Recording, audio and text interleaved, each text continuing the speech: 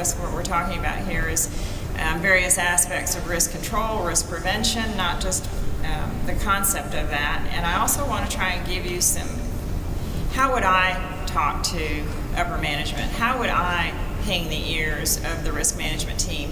So much of what we heard in this conference is how do we work with others within our corporations to get things accomplished? How do we create the dynamics? And so what I hope to do today is, through the early brainstorming, is fill your heads with ideas and concepts and things that you might be able to use as you start to work together on your tables. In the introductions, they mentioned that we're a crisis management team. So essentially, we are part of an insurance program that's out there, but we've been doing crisis management with many of you guys over the years, blending with your crisis teams. When we talk about crisis management, what we're really talking about is risk prevention and risk control. If we can keep it from being a national media event, we certainly want to do that. And so early intervention and those things that help us take control of these events. And I can't stress enough, what we're really talking about in the foodborne area is not just letting a general unfolding take place, but what we're really focused on here is how can we, in the very early stages, spot an issue and make it turn out differently. This is really what we're trying to do. And I think that you're going to find with some of the technologies that are starting to evolve, particularly in what we see in hand washing, we may have the opportunity to make things turn out differently. And when you look at what's the mission of health authorities, it's really all about do we understand adequately what the risk is to the public? Has illness in fact stopped? Has the spread of illness in fact stopped? And do we understand what the causes of those issues are? And so many of these tactics and techniques and many of these technologies are starting to come into play, and we're excited about that. So where we start today is a discussion about the fact that it's arrived. And so from a technology standpoint, I think that what we're starting to see is we all know that there's a risk. There's a risk certainly of hand washing. Do we wash enough? Do we wash after certain tasks? Do we have it at the appropriate time? But the question is, how do you quantify it? And what you're seeing as you go around the room are some of the technologies that actually measure number of hand washings perhaps. How many times do people arrive at a sink location? How many times do people arrive at a sanitizer location? And could we measure as a team? Could we measure as individuals whether or not? And can we keep track of that? And can we, in fact, as we use that technology, also appeal to the better angels within our employees as well through this technology? And we're going to be talking in this presentation about some key things. So obviously we've talked about the scope of increasing risk, but we'll talk about it a little more. Behavior is also going to be something that I hit on. And I have the unique opportunity, because we are handling probably I'd say an average of 5 a week, maybe 20 a month of events. All of us when we blend, all of us in my company, when we blend with your crisis management teams, use the same standard, and that is if you never hear about our brands, as a crisis management team we've done our job. But what I get to do in presentations like this is talk about events that we've been involved with without revealing the names, without revealing the locations. And I'm going to show you some of the events in the end that are similar events that had different outcomes. And the differences I can relate to hand washing and hand washing procedures in terms of how things ultimately turned out. So while there's no hard data in the industry, we'll be able to show you some examples. And then, of course, we'll turn to our exercise, bring our panel into play, who will work with you in the audience, go through our exercises, and eventually have you guys do your presentations. So starting out, I can't resist getting to do just a little bit of the vet med stuff. And what I want to talk about certainly is foodborne illness bugs. They are different. I do want to stress they are opportunistic. As I study these elements over the years, what I see is not only can these things live everywhere on surfaces, on food, but what I do see is they're pretty unique. They enter and they infect people, certainly through the intestinal tract. They cause some pretty severe symptoms, but they're very good at bypassing some of the human immunity issues. They're very smart, almost like the Star Wars Obi-Wan Kenobi. You don't see me. They make it past some of the human illness interventions that are naturally present in our system, and they cause illness inside of humans. And so to a large extent, these are pretty sizable critters that we are facing. And so control is really one of the only options we have, because they are so intelligent. They are going to try and evade some of the natural human defenses. And so control really becomes the focus here. And certainly what we see in the food industry is all of our food regulations certainly are aimed at that. How do we keep these things from spreading?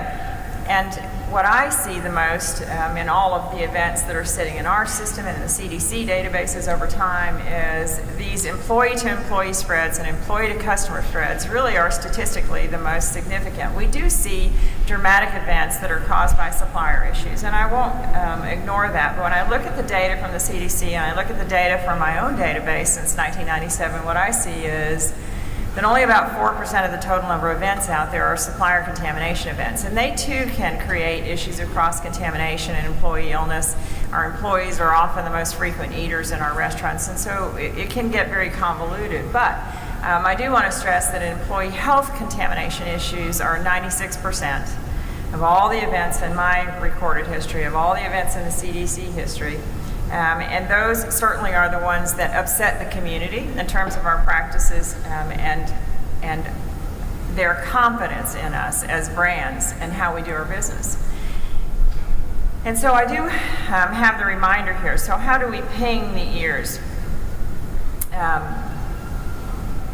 While we don't realize it, there are many, many sick people that are roving around the community that used to be confined to hospital beds. Now, they are literally coming to our restaurants, and they don't see themselves as sick people. And so what we're dealing with now is not just a standard population. We're dealing with a population that has higher sensitivities. We're dealing with, my parents didn't necessarily take me out to eat that often, but I look around me today and I see the youngest of the young out with their parents at dinner almost every night. And so we see a lot of very young people in restaurants that may not have been there 20 years ago. We see a lot of elderly people in restaurants, and we see a lot of immunocompromised patients. So you're dealing with a data set that didn't exist 20 years ago. You're dealing with people that are more severely sensitive.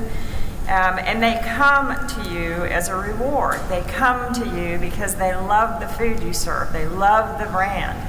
And they're rewarding themselves to a large extent for having survived some of the health scares. And so we're really faced with a population that is more susceptible. We all know, certainly, that it makes a difference. And I can't resist showing my Petri dishes, where we go and we find an unwashed hand and put it on the Petri dish, and we find a washed hand. And we get to demonstrate that just the mere presence of hand washing makes a difference in what grows from a culture standpoint. In a scientific standpoint. But it is a game of frequency. It's a game of diligence. It's a game of intensity. And I'm sure you'll hear the concepts of commitment as well. And so hand washing certainly plays a part. You are dealt with a deck, again, of cards that is stacked against you to a certain extent. And I can't think of any worse set of circumstances as a risk manager than hepatitis A. Hepatitis A events are always very large exposures. That employee that is in the midst may be shedding virus from day one of the infection and spreading that virus certainly to the people who are eating in our restaurant by virtue of prepping food. And it's really a mixed bag here, because technically we may have our employee reporting agreements, employees who are obligated to tell us if they have vomiting, if they have diarrhea, if they have certain circumstances. They should be telling us so that we can restrict them from work. But in the case of hepatitis A, those signals that signify that I am currently infected come very late in the infection cycle. So week 1, you have no symptoms, but you're shedding the virus. Week 2, you have no symptoms, but you're shedding the virus. Week 3, you start to get some muscle aches and nausea, still shedding the virus. And week 4 is when the vomiting, diarrhea, and jaundice often hit. So we're dealt with the situation, and the employees themselves, however conscientious they are dealt with a situation where they may have been transmitting all along, but the general public's perception is that you allowed an employee to work while they were ill. And so this really is a convoluted issue. Hepatitis A is a virus, so it sits around from an inert standpoint. It enters through the digestive system, and virus, of course, gains its life by virtue of linking itself to the DNA inside the human body. And so as the DNA is present, it continues to divide and expand and create more virus. It heads for your liver. It's shedding that virus into your system throughout the entire life cycle until ultimately it overwhelms the physical systems and starts to represent itself in terms of jaundice. And so this thing takes life inside the human body with this continuous shedding process of 1 to 50 days. So why do I bring that up? I want to immediately say, okay, let's ping the ears of our risk manager and let's say, when we talk about risk control or risk prevention, it's very hard to dollarize this concept that I started with, and that is if you never hear about our brand, we've done our job. But when you look at the dollars here right off the bat, if we have to go do an inoculation, we are going to look back over our shoulder and say, for the last 2 weeks, we need to have enough shots available for the foot traffic that's been into your store locations.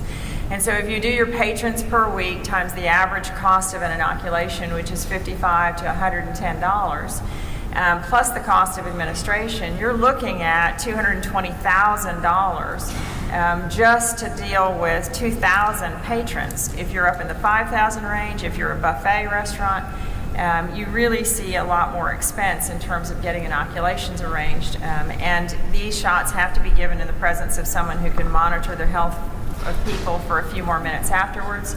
And then, of course, you have the general fear and the drop in foot traffic and the revenue loss that goes along with these events. People are very punishing of restaurants that have allowed employees, quote unquote, to work sick and exposed them to hepatitis, which is a very fearful event. And so that's a good element to put in your quiver, and when you're talking about what does it cost us from a risk control standpoint.